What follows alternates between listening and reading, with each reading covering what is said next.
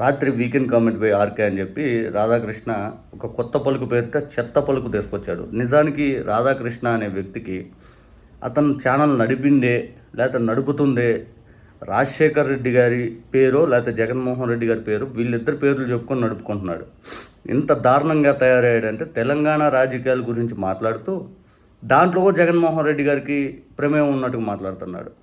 ఎట్లా BRS YSR Congress party social media రెండు కలిసి పనిచేస్తూ ఉన్నాయి. జగన్మోహన్ రెడ్డి గారికి సంబంధించినటువంటి మీడియా, తర్వాత కేసీఆర్ గారికి సంబంధించిన మీడియా రెండు కలిసి రేవంత్ రెడ్డి గారిని బద్నాం చేయాలని చూస్తున్నారు.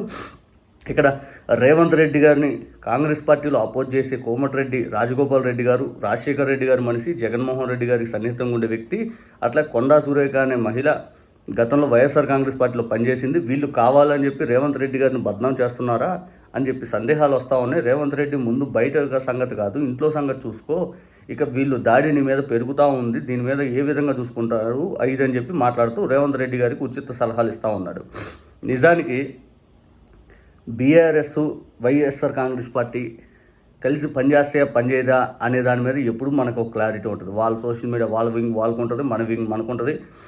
మనకు పొంతన అనేది ఉండదు. వాళ్ళకు సంబంధించిన ఇష్యూస్ మీద పోరాడుతూ ఉంటారు. ఏనాడు కూడా వాళ్ళు జగన్మోహన్ రెడ్డి గారికి బహిరంగంగా వచ్చి సపోర్ట్ చేస్తూ మాట్లాడింది లేదు. ఇక్కడ మనోళ్ళు పోయి కేసీఆర్ గారికి బహిరంగ సపోర్ట్ చేస్తూ చేసింది ఎక్కడా లేదు. ఇక రేవంత్ రెడ్డి గారి అంశం అంటారా, రేవంత్ రెడ్డి గారు పదే మీటింగుల్లో ఎక్కడికి వెళ్ళినా తెలుగుదేశం పార్టీని ప్రైజ్ చేసుకుంటూ ఎన్టీ రామారావు గారి విగ్రహం పెట్టుకుంటూ తెలుగుదేశం పార్టీకి అనుకూలంగా ఒక కాంగ్రెస్ ముఖ్యమంత్రి పనిచేస్తున్నాడనే అభిప్రాయాన్ని ప్రజల్లో తీసుకెళ్తూ వాళ్ళ social media, TDP social media రెండు కలిసి పనిచేస్తాయి. ఇవన్నీ అందరికీ తెలిసిందే. ఇదే రేవంత్ రెడ్డి గారిని పొగుడుతూ టీడీపీ సోషల్ మీడియా ఏ విధంగా ట్వీట్లు పెడతా ఉంటుంది, పోస్టులు పెడతా ఉంటుంది.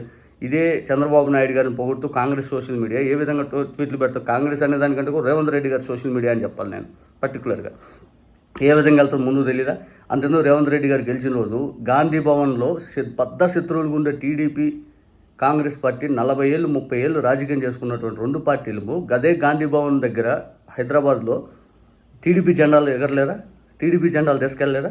ఇంతకంటే సిగ్గుమాలని ఎవరైనా ఉంటారా? నిజమైన కాంగ్రెస్ కార్యకర్తలు బాధపడరా? అవన్నీ పట్టించుకోకుండా ఈరోజు రేవంత్ రెడ్డి గారిని బద్నాం చేస్తున్నారంటే రేవంత్ రెడ్డి గారిని బద్నాం చేసుకుంటుంది ఆయన. రేవంత్ రెడ్డి గారిని బద్నాం చేసుకుంటున్న ఆయన ప్రత్యక్షంగా క్లియర్ కట్గా అర్థమవుతుంది. దీని అంతటి కారకుడు వెనక రాహుల్ గాంధీ గారు హోల్సేల్గా 2 తెలుగు రాష్ట్రాల్లో కాంగ్రెస్ పార్టీ చంద్రబాబు నాయుడు గారి చేతిలో పెట్టేశాడు.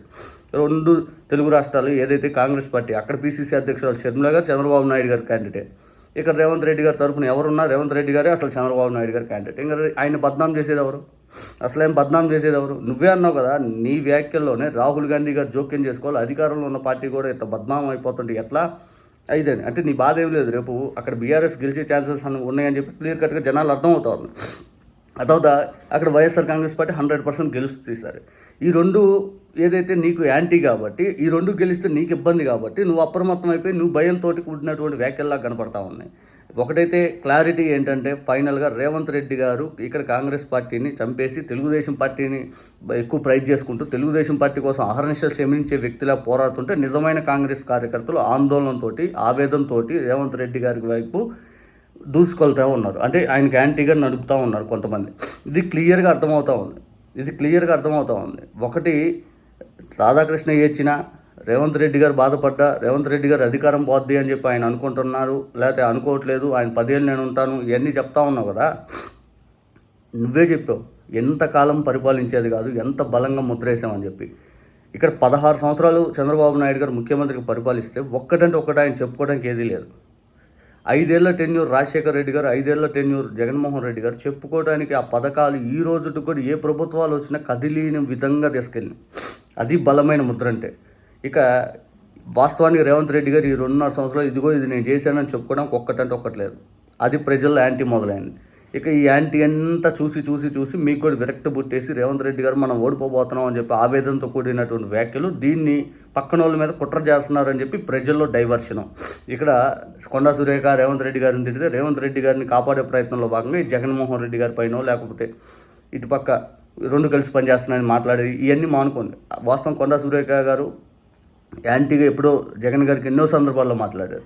నాడు మేమందరం గట్టిగా మాట్లాడాం, నీకేం సంబంధం అమ్మా ఇదని. ఆమెతో కలిసి మేము ఆమె వెనకాల నుంచి చేయించాల్సిన కర్మ మాకు లేదు, మాకు అంత అవసరం కూడా లేదు. ఇది అందరికీ తెలిసిన సత్యం ఇది.